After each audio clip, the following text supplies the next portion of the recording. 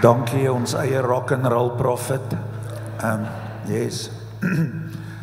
Ek het vandag 'n fantastiese voorreg. Jock Libbe, die van julle wat nie weet wie hy is nie, hy is gewoonlik by die worship hiervoor. Hy gaan vanoggend vir ons die eerste keer in die oggenddiens bedien met die woord. Ek sien geweldig uit na jou lewensreis ook in hierdie deel van bediening. Daar's 'n diepte in Jock se hart.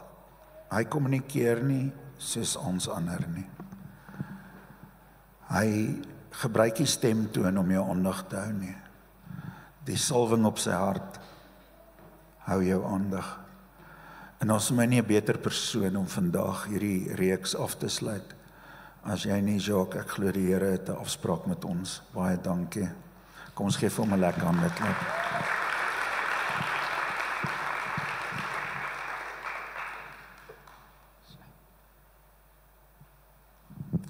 Dankie Koot. Ek het nou vanoggend gedink dit sal 'n goeie geleentheid wees omdat dit die eerste keer is om bietjie oor myself te gesels en nou hopelik is dit nie die laaste keer nie. Koot het gesê as dit nie goed gaan nie, gaan hy so maak. Land daai preek. Nee, ek joke net. Koot is awesome. Hy sal nie so iets doen nie. Maar soos julle my sal leer ken, sal julle besef ek hou nogals baie van koffie. Die wat my regtig nou al goed ken, hulle weet of hulle sal actually sê ek's 'n koffie snob. Ek hou nie baie van daai term nie, maar ons gaan vanoggend maar met dit gaan. Okay. So ek wil julle vanoggend bietjie innooi en hoe lyk die journey tot waar mense jou die titel gee koffie snob. So julle sal my nou nie glo nie, maar soos meeste van ons het ek hier begin. Met 'n gewone kits koffie en om eerlik met jou te wees, toe ek hier was, ek het nie regtig van koffie gehou nie, ek het nie verstaan hoekom drink mense koffie vir die lekkerte daarvan nie. Ek het dit net gedrink om deur my studentejare te kom. Dis die enigste rede. Tot iemand vir my voorgestel het aan hierdie. Hulle maak toe die eendag vir my koffie met hierdie masjien en ek wonder toe, hierdie is lekker koffie, wat vat jy jou Jacobs en gooi dit in die masjien in of wat? En toe sê hulle, nee, Jacobs is gewoonlik freeze-dried koffie of kits koffie, enige koffie, Douwe Egberts, ek weet nie wat van julle drink nie, maar dis freeze-dried koffie, hierdie is actual bone wat gemaal is, en dan kry jy hierdie koffie, en toe maak ek die fout, so as jy nou notas neem vanoggend, as jy nie 'n koffiesnap wil maak nie, maak hierdie nota, moenie navorsing doen oor koffie nie, dis jou grootste probleem, ek begin toe navorsing doen, ek begin video's kyk, en ek begin toe verskillende metodes ontdek, en iewers kom ek ook in die geskiedenis van koffie af, en ek ontdek die Italianers is die mense wat die espresso ontdek het, en julle weet hoe die Italianers, hulle dink is hulle way, of was nie 'n ander manier nie, so hulle glo, dis of espresso of glad nie, hulle kos is die beste, of glad nie, ok, so ek ontdek toe, hulle sê, die Italianers glo hierdie koffie, is vuil water, en ek het gedink is heel lekker, maar hulle sê dis vuil water, so wat hulle gedoen het is, julle gaan nou hoor van waar die naam Americano kom. Hulle het 'n espresso gevat en kookwater bygekom en gesê, dit replicate wat die Amerikaners drink, so dis die Americano. En ek sien toe, okay, maar espresso masjiene is bietjie duur, mens kan nie net een koop nie, so daar moet 'n goedkoper manier wees, en ek sien toe die Italianers het elkeen in hulle huis 'n moka pot, en dit is amper soos 'n espresso, maar nog nie heeltemal daar nie. Maar ek het gedink, okay, hierdie is 'n goeie stap hier. En my vrou, ons is daai tyd het ons nog net uitgegaan. Sy kry toe vir my 'n Bialetti 1 jaar vir my verjaarsdag. En toe begin ek nou lekker koffie maak. Maar op daai oomblik toe gebruik ek nog steeds pre-ground koffie. En ek is nog steeds besig om navorsing te doen en ek vind uit nee, pre-ground is nie die manier om te gaan nie. Pre-ground koffie proe nie lekker nie, want jy verloor binne ure vanaf jy die koffieboon gemaal het al die geure daarvan. En toe vind ek uit, jy moet eerder bone kry, maar jy kan ook nie net enige bone kry nie, want as dit te lank op die rak gestaan het, dan het jy ook 'n probleem, want dan verloor dit al die geure. Dan is dit net sowel jy koop pre-ground koffie. So toe kry ek nou 'n roaster wat vir my vars koffie roast, en maar jy kan dit nie te vars drinkie, want dan is dit ook nie lekker nie, so jy moet 'n sweet spot kry. En jy sal nie glo nie, maar jy kan ook nie net enige roast koop nie. Dit moet 'n medium of 'n light roast wees, want as jy na die dark roast toe gaan, dan proe alles ook net weer dieselfde. So meeste van julle, baie van julle, ek neem nie kwaadlik as jy daarvan hou nie, maar ja, dark roast is daai tipiese koffiesmaak. As mense sê nee, ek wil nie allerhande snaakse geure proe nie, ek wil die smaak van koffie proe, dan hou jy heel waarskynlik van 'n dark roast en dis okay, ek gaan jou nie oortuig om anders te hou nie, dis 'n groot probleem. En ek kom toe en ek gaan aan in hierdie rabbit hole en ek besluit, nee, ek gaan maar die bullet bite, ek wil vir my ordentlike espresso masjien kry en 'n ordentlike grinder. En julle moet my nou nie vra hoe ek die masjien gekry het nie. Okay, ek sal julle sê. Is jy enige fietsryers hierso? Okay, hier's 'n paar. Julle gaan kwaad wees vir my, maar ek het 'n Bianchi geërf en ek het dit verkoop. Maar dit was 'n ou Bianchi, so hy het ook nie soveel waarde gehad. En ek kry toe vir my hierdie Gaggia Classic, is 'n regte Italiaanse espresso masjien en 'n lekker grinder, wat ek op Facebook Marketplace gekry het. En ek het van 12 elke oggend vir my en my vrou flat whites gemaak en dan in die middag drink ek swart koffie. Nou omdat ek lekker koffie drink en is bietjie duurder, drink ek net 2 keer 'n dag. Op die meeste 3 keer 'n dag. Maar in die oggend dan drink ek 'n flat white. Dit is 'n double espresso met 'n bietjie melk by. Is nie heeltemal soos 'n cappuccino nie, maar is amper soos dit. En toe in die middag drink ek nog op die tyd 'n Americano, wat julle nou gehoor het, die espresso met die kookwater. Maar ek vind toe uit, dit is nie die beste manier om swart koffie te drink nie. Daar's 'n beter manier. En dit is filterkoffie, maar nie soos ek nou verduidelik het nie, maar jy kan 'n French press, meeste van ons het hierdie in ons huis, né? Nou, weer eens, as jy notas neem, skryf neer James Hoffman French press recipe. Okay? Jy gaan nie meer daai sludge aan die onderkant van jou koffie hê nie en jy gaan baie meer geure proe. Okay, ek's amper klaar. Want hierdie was nie die lekkerste nie. So vandag in die middag maak ek nou vir my V60. So dis pour over, dis baie lekker, jy kry die meeste hoeveelheid geure. Dan begin jy allerhande geure proe soos, jy kan strawberries met een soorte boon proe, of jy kan in ander bone kan jy chocolate en neterigheid, of wat ook al dit mag wees. Elke boon het sy eie unieke geur. Maar ek kan vanoggend vir jou sê, maak nie saak watse metode jy gebruik nie. Daar is 'n reël, daar's 'n principle wat vir alles geld. As jy 'n V60 maak, daar is 'n sekere grind ratio, daar's 'n area waarin jy die koffie kan maal, te fyn of te grof. Nou as jy te grof gaan, dan gaan dit flou proe, dit gaan suur proe, dit gaan nie lekker wees nie, maar as jy te fyn gaan, gaan dit nou weer te bitter wees. En as jy net hier op die regte plek kom, dan kry jy die sweet spot van daai koffie. En dis nou waar jy die lekker geure uitkry. En as jy op hierdie plek kom, dan noem mense jou koffiesnob. Maar ek wil nou vanoggend vir jou vra. Glo jy my as ek vir jou sê, dat God die skepper van die hemel en die aarde vir jou op 'n baie dieper en baie intiemer manier ken as wat ek hierdie proses kan verduidelik, en ek beloof ek kan nog 'n paar dae aangaan. Die Here ken vir jou op 'n baie dieper en 'n baie intiemer vlak, en glo my as ek vir jou sê, as jy jouself in sy hande plaas, dan kan hy jou vat, en hy kan jou vorm in dit wat hy jou gemaak het om te wees. Net soos die espresso of die V60, soos dat ek daai boon kan vat en verander om die presiese geure te maak wat ek wil hê dit moet, so kan die Here jou vat, hy ken al jou ins en jou outs, en hy kan vir jou presies vorm in dit wat hy jou gemaak het om te wees. In Johannes 15 dan sien ons, Jesus maak hierdie uitnodiging. Hy sê, I am the vine and my Father is the vine dresser. Every branch in me that does not bear fruit, he takes away. And every branch that does bear fruit, he prunes, that it may bear more fruit. So Jesus nooi ons in hierdie prentjie in waar ons sien, Hy sê as jy in die Vader se hande is, wanneer jy in Jesus is en jy's in die Vader se hande, dan kan hy jou vorm in dit wat hy jou wil vorm. Maar die probleem wat ons het is ons voel ons is nie goed genoeg vir hierdie verhouding nie. Baie van ons voel ons kan nie in die plek kom waar ek goed genoeg voel om in 'n verhouding te wees met die een wat my so goed ken nie.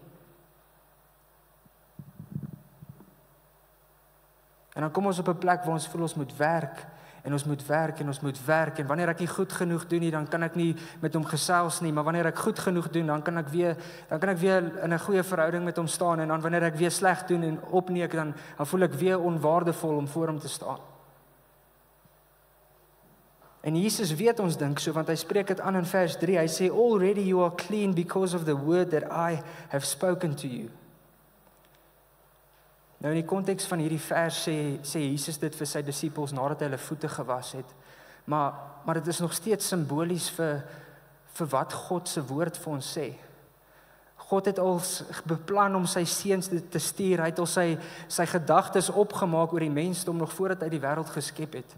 En hy het gesê, ek sal my seun stuur sodat julle rein verklaar kan word. Die enigste manier om in verhouding met die Vader te kan staan. Maar die probleem is, baie keer stop dit vir ons daar. Ons stop op baie plek van genade, waar Jesus vir ons kom red het. Jesus het vir my skoon gewas, maar ek moet nog steeds werk. Ek moet nog steeds aanhou om te werk en te werk en te werk vir hierdie verhouding. En dit kan nie daar stop nie, want ons sien in vers 4 en 5, ons kan niks doen sonder om afhanklik op God te wees nie. Die vers sê, abide in me and I in you. As the branch cannot bear fruit by itself unless it abides in the vine, neither can you, unless you abide in me. I am the vine, you are the branches. Whoever abides in me and I in him, he it is that bears much fruit, for apart from me you can do nothing.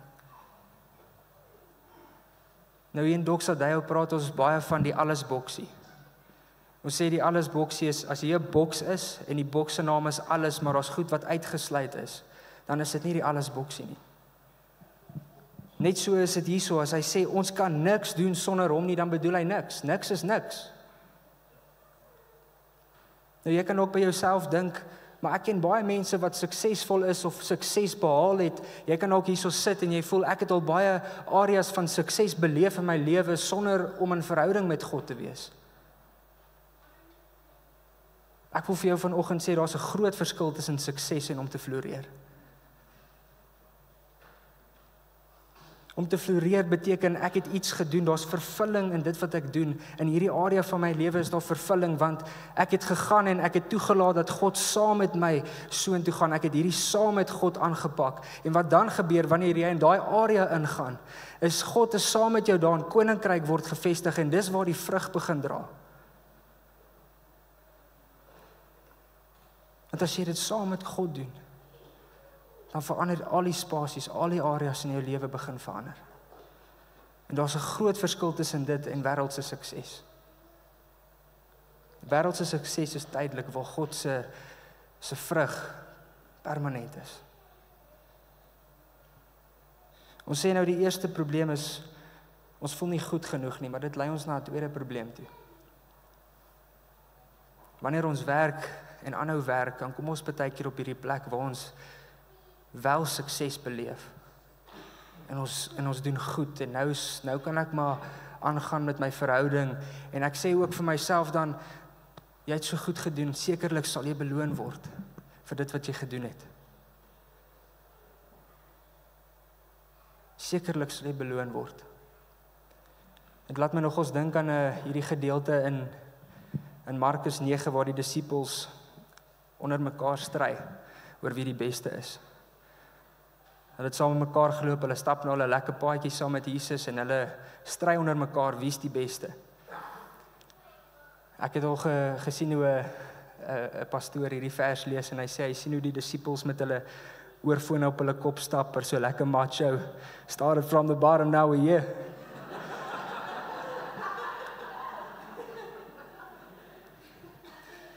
En Jesus kom en hy tel 'n kind op. En hy sê, hierdie is hoe julle moet word. Wat weet ons van 'n kind? 'n Kind is ten volle afhanklik van sy ouers. 'n Kind kan gevorm word deur dit wat hy sien en die voorbeeld wat hy in sy ouers sien. 'n Kind kan gevorm word deur wanneer hy besig is om die merk te mis, dan kan sy ouers vir hom reghelp. Is dit nie waar ouerskap gaan nie?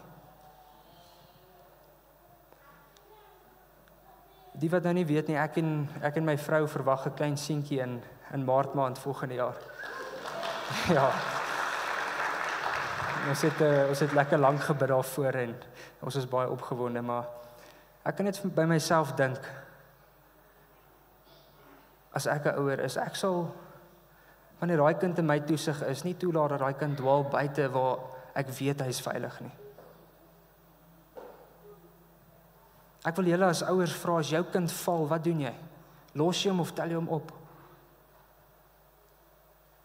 As jou kind besig is om te dwaal waar jy weet, jy gaan hom nie meer sien as hy daartoe gaan of te veel daai kant toe gaan, jy gaan hom los of gaan jy hulle terugbring?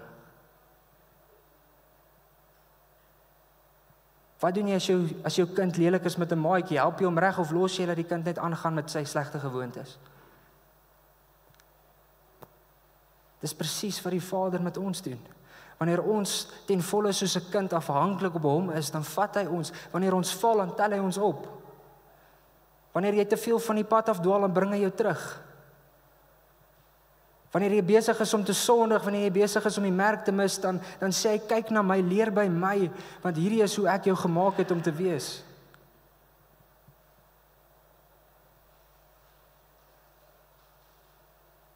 Kobus het so 'n paar weke gelede, toe praat hy oor mans wat in hulle rolle moet intree, om seentjies mans te maak. Mans moet in hulle rolle intree om seuns mans te maak, en ek wil vanoggend vir jou sê, dit is nie moontlik tensy jy jouself eers 'n kind onder God maak nie. As jy nie ten volle afhanklik is soos 'n kind aan sy vader nie, gaan jy nooit daar uitkom nie. Want sien wat gebeur wanneer jy dit doen? Jy's nie meer net 'n man tussen seuns nie, jy begin 'n prins tussen mense word, jy begin 'n prinses tussen mense word, waar elke area, elke spasie wat jy intree, begin floreer en vrugte dra. Alles wat jy doen begin afhanklik raak op jou afhanklikheid op God. Jou huwelik is afhanklik op jou afhanklikheid op God. Jou verhouding met jou vriende, jou verhouding met die mense by die werk, die manier hoe jy funksioneer, hoe produktief jy by die werk is, al daai goed is afhanklik op hoe afhanklik jy op God is.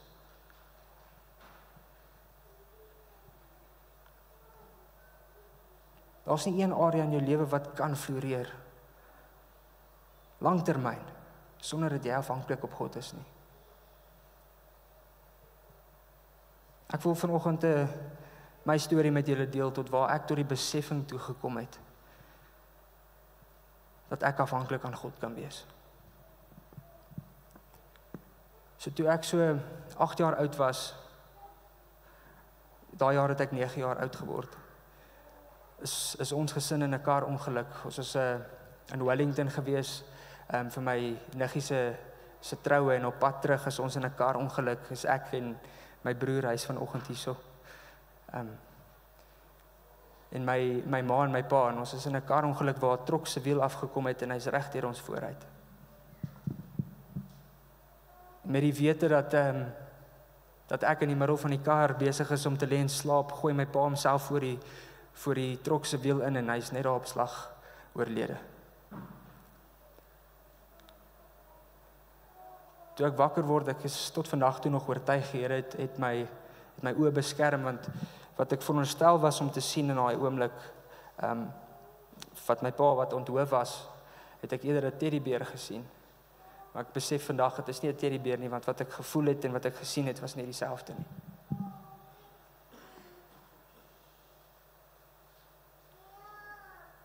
En so 'n paar weke na die ongeluk, toe vertel ek vir my ma, En ek weet tot vandag toe nie of dit 'n visie is van God en of dit iets is wat werklik in daai ongeluksoomblik gebeur het nie. Maar ek het my pa langs die kar sien staan in 'n verheerlikte liggaam. Waar hy vir my sê, moenie bekommer nie. Die Here sal altyd vir julle voorsien. En ek kan nog baie vertel oor hoe die Here werklik vir ons voorsien het. Maar dis 'n storie vir 'n ander dag. Waartoe ek vandag wil gaan is die effek wat daai gehad het. Die verlies van my pa, wat was die effek in my lewe gewees? Mens besef dit eers later in jou lewe, maar deur die hele skoolloopbaan hou jy jou emosies vir jouself. Jy voel jy kan met niemand praat oor hoe jy voel nie.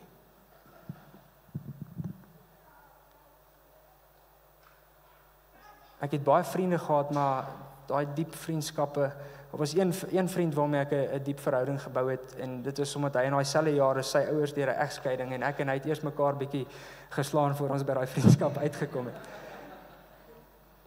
Maar jou vriendskappe met die mense rondom jou was ook beïnvloed. Maar die ergste een was vir my om te connect met my Vader. Daai verhouding tussen my en God was vir my moeilik om aan te vat, want ek het nie verstaan. Die oomblik toe my pa weggevat was, toe voel dit asof daai verhouding ook weggevat is. En dit het veroorsaak dat ek einde hoërskool en na skool besluite geneem het wat ek in my lewe gedink het ek nooit sou doen, en ek is meer as bereid om met jou daaroor te gesels. As jy met my 'n koffie wil drink, dink jy dit is nou relevant nie, maar ek het baie besluite geneem wat ek nie wou geneem het nie, of gedink het ek sal nie.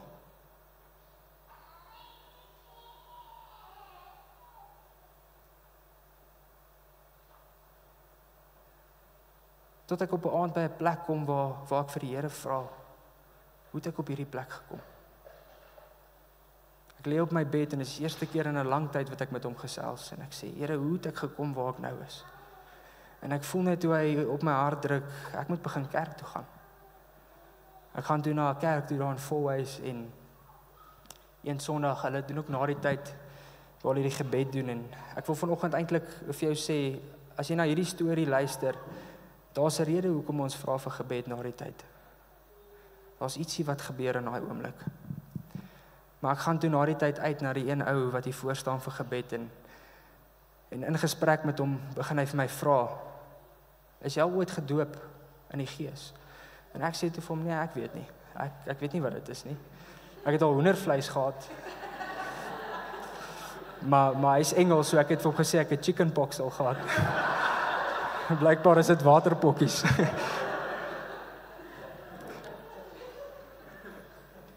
En hy bid toe vir my. Hy bid dat ek die Here se stem baie duidelik sal hoor. En daai aand gaan sit ek in my kamer en ek bid, en ek is so al frustreerd want ek is in 'n plek van ek weet nie eintlik waartoe ek gaan nie. Daar's 'n paar goed wat nie vir my lekker uitgewerk het na skool nie. En ek weet nie wat die toekoms vir my behels nie, maar in daai oomblik is ek so desperaat en frustreerd. Ek sê vir die Here, ek gee nie eintlik om waartoe ek nou gaan nie. Ek wil weet, hoe kan ek in 'n verhouding met jou wees? En hy sê vir my, gaan maak op jou Bybel.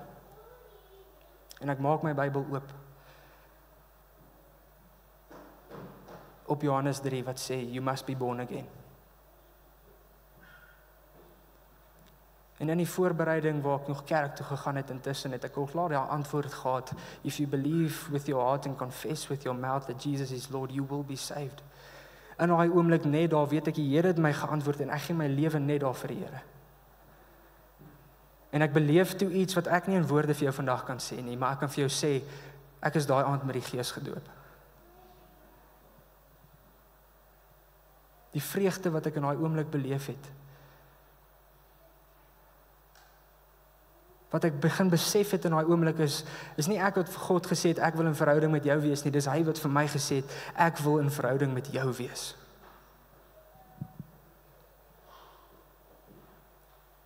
En ek aanvaar sy aanbod. En ek begin journey saam met hom. En elke dag is ek nog, die volgende dag is ek nog steeds nie seker waartoe ek gaan nie, maar ek weet ek is in die regte plek, want ek is in sy hande. Ek is afhanklik op hom. En aan die einde van die dag is ek presies waar ek moet wees, en elke liewe dag is ek net 'n stappie nader aan waartoe hy my besig is om te vat. En as ek kan terugkyk na my lewe van toe, 2019 tot nou toe, het elke paadjie wat ek saam met hom gestap het, my so gegroei en gestretch, dat ek is waar ek is vandag. Dis klein tree elke dag, maar die langtermyn is dit iets amazing, en dan begin mens die vrug sien. Liefie, ek gaan vra dat jy my join op die stage en dit ons bietjie begelei met die klavier. Ons gaan vanoggend in 'n oomblik van nagmaal ingaan. En ek wil vir jou sê, die Here het met jou 'n afspraak.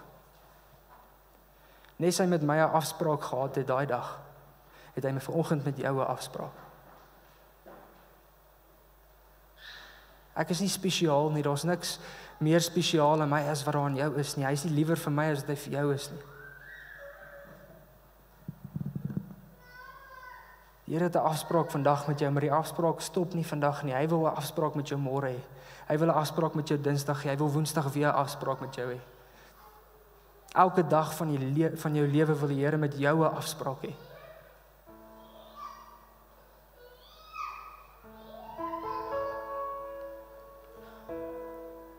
En hoe beter manier as nagmaal om dit te besef nie. Want toe Jesus vir sy disippels gesê het, hier is my liggaam wat ek vir jou breek, en hier is my bloed wat ek vir jou gee. Doen hierdie gereeld om my te onthou. Wat moet ons onthou? Wat hy vir ons kom doen het? Dat hy kom herstel het, dit wat weggevat was van die mensdom, 'n unbroken fellowship with the Father.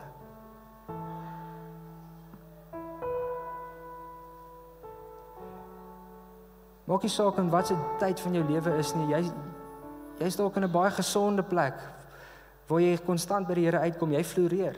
Ek dink is nog steeds goed vir jou om herinner te word daaraan. Ons moet konstant onsself herinner dat die Vader met ons in verhouding wil wees. Nie net ons met hom nie. Maar soos ons nagmaal nou vanoggend hou, wil ek hê jy moet 'n oomblik hê waar jy vergeet van almal rondom jou. 'n Oomblik tussen jou en die Vader waar jy besef hy het sy seun gestuur sodat jy met hom in verhouding kan wees.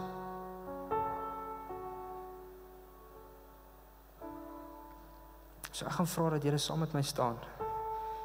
En kom ons ontvang nagmaal. En kom ons sê net 'n oomblik saam met ons Vader.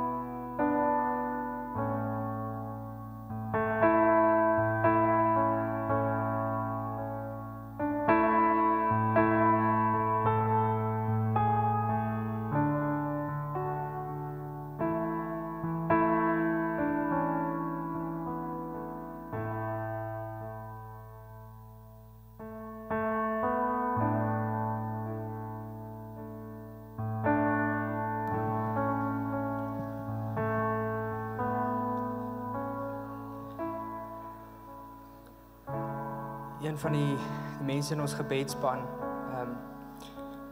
sy het ietsie geskryf hierso wat ek vir julle wil lees. May we have fun in His presence. May we find joy and love and splendor and laugh in His presence. May we be joyful Christians, never losing our joy. Joy that can't be snubbed as it's from Christ Himself. We need to be children in His house, covered by His love, jumping, dancing, covered and confident in being just who we are. We can bring our whole hearts, all of who we are, because we are covered and intimately loved. Nothing we do can earn this love. It's a preset. In that we can be like children, playing, laughing, carefree in all we do in His house. Mag het so wees vir ons wanneer ons hier weggaan. In ons afhanklikheid op Hom, mag ons vreugde beleef. Verder in Johannes 15 praat hy ook van, hy het hierdie goed vir ons gesê, sodat ons vreugde mag beleef. So mag ons daai vreugde werklik beleef, mag ons soos kinders wees, wat voor ons Vader kan onsself geniet, ten volle. Kan ek vir ons bid? Vader, so dankie dat U so lief is vir elkeen van ons, dat U Seun gestuur het, om 'n verhouding met ons te wees. Here, ek bid vir lewens wat verander in daai tyd wat saam met U gespandeer word. Ek bid vir soos hoe ons gesê die koffie verander en 'n smaak los wat lekker is, bid ek dat U elkeen hierso vat en verander in daai smaak wat U wil hê hulle moet los. Mag daai smaak aansteeklik wees, dat mense dit wil proe. Dat mense wil weet, wat is hierdie wat hulle beleef? Wat is die vreugde wat in hulle leef? En mag elke spasie waar elkeen van ons vandag instap, koninkryk vestig waar vrug gedra sal word. Ons bid dit in Jesus Christus, U groot almagtige naam. Amen. Amen.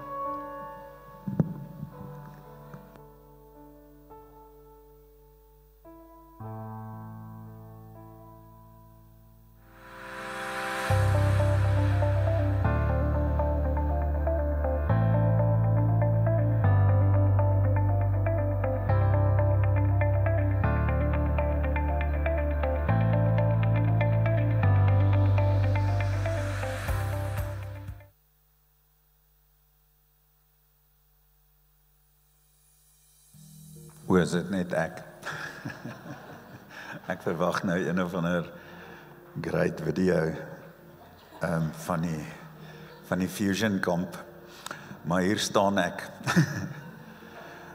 Hoor, kan ons vir die Here baie dankie sê vir 'n geseënde ou in ons kerk. Jackie.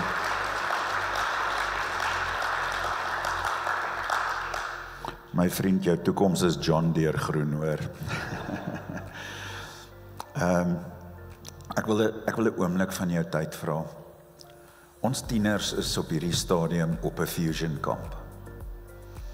En is in hierdie oomblik in vandag en in môre, waar ons 'n groot verwagting in die gees het, dat klomp tieners hulle hart vir die Here sal gee wat daai kamp sal bywoon. So miskien wil jy net, hier waar jy sit met die hand wat jy skryf, net daar op jou bors sit. En dat ons net bid vir hulle. Hemelse Vader, elke keer wanneer 'n jong mens ontdek dit wat Jacques vandag oor gepraat het, besef ons, Here, dis 'n belegging in môre, dis 'n belegging in die toekoms. Die toekoms gemeenskappe sal getransformeer word oor jong mense wat vandag ja sê vir U. Here, kom breek die mure af van leuns en van peer pressure. En mag die druk op hulle hart wees dit van die liefde. Here, mag daai klomp jong mense na hierdie kamp terugkom en nooit weer dieselfde wees nie, omdat hulle die heerlikheid aanskou het en omdat hulle U ontmoet het. Ons as Doxa Deo Linden bid dit in die naam van Jesus Christus. En ons staan in geloof en sien uit na wat kom. In Christus naam. Amen. As jy enige navraag het, as jy nog nie deel is van die kampus nie, en jy wil graag meer hoor, ek gaan nou buite wees, daar by die Join the Mission tafel, jy kan my vra, ek gaan jou nie noodwendig kan antwoord nie, maar kan jou verwys. Groeplewe is vir ons 'n groot waarde in die kampus. By die community muur is daar name en mense se geografiese areas. Miskien, ouens, die laaste kwartaal van die jaar is miskien 'n tyd, as jy nie in 'n groep is nie, gaan kyk 'n groep uit. Sodat as jy nie van hulle hou nie, dan gaan jy Desember op vakansie en dan gaan jy na 'n een toe. Jy hoor, hier's nou 'n oomblik, gryp hom aan. Dan derdens, as ons praat oor generosity, dan praat ons oor die Here het 'n blymoedige gewer lief. Ek gaan nou vir jou iets sê, wat jy seker nog nie gehoor het nie. Maar asseblief moenie meer gee as wat jou blymoedigheid is nie. Moenie 'n suurtier wees wat gee nie. Die Here hou nie af van nie, en dit gaan nie lekker wees om jou geld te ontvang nie, hoor. Gaan gee dit by 'n ander kerk wat jou manipuleer. Ons wil net hê wat jy gee met 'n blymoedige hart en sê, Here, ek bid daarvoor. So ek wil jou challenge op een ding. As jy gee, weet een ding, jy kan daarvoor bid ook. Bid nie net oor jou finansies nie, maar bid oor die finansies wat jy gee. Laat dit so saad wees vir die koninkryk. En dat ons met wysheid sal sien hoe dit vrug bring. Amen. Kan ons saam bid oor ons finansies? Hemelse Heer, ons is geseënd en ons is dankbaar, want U is die een wat ons seën. Dankie Heer dat ons soveel blymoedigheid in hierdie kampus het. Here, dankie vir die geleentheid om 'n impak te maak oral waar ons gaan, omdat U ons nie vermoë stel. Ek dankie vir elke persoon hier, en ook hulle wat graag wil bydra wat nie het nie. Here, mag U voorsien, sodat daai saad loskom om gesaai te word, sodat daar die vreugde ook beleef kan word, deur elke persoon. Ons dank U daarvoor in Jesus Christus naam. Amen. Dan, laaste, maar nie die minste nie. Julle het gehoor, ons het 'n groep fantastiese bidders hier, wat graag saam met jou wil bid, as iets in hierdie boodskap jou aangeraak het. So na die afloop van die diens, hiervoor is daar mense, bly net so 3 of 4 minute agter. Miskien het die Here 'n groot afspraak met jou. Dan het ons nog steeds lekker koffie. Ek moet sê, ek mag oor koffie nou praat, né? Ek weet nie wat se metode hulle gebruik nie, maar jy kan hulle ondervra. Okay? En natuurlik het Superkel vir ons lekker kos. Mag jy 'n geseënde dag hê, mag jy die liefde van die Here opdrink vandag, en mag jy dit uitleef waar jy jou voetsole plaas hierdie week. Amen. Seën vir jou.